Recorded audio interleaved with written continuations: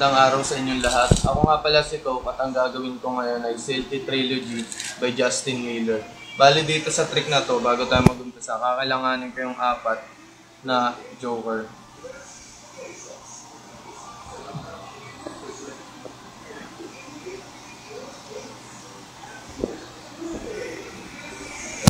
Bali meron tayong 4 na joker.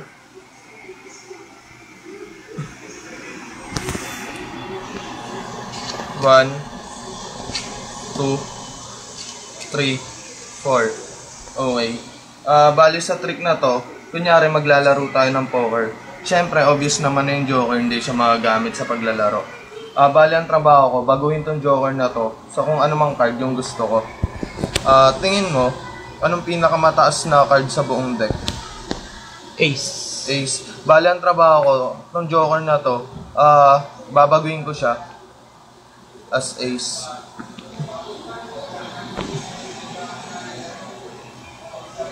Bali meron na tayong isang ace first base yan. Bali meron na lang tayong 3 joker na natitira. 1, 2, 3. Bali itong joker na to, ilalagay ko siya sa may gitna. Isi-shake ko lang siya ng dahan-dahan. Pero syempre wala pang nangyari doon. Wala pang nangyari.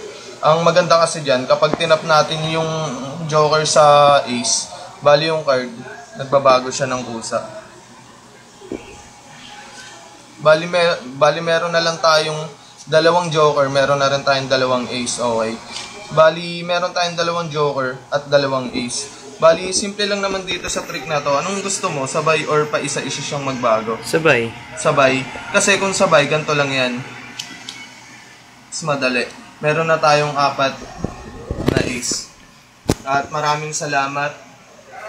Maraming salamat. Ako nga po pala uli si Coke at Silky Trilogy by Justin Miller. Thank you.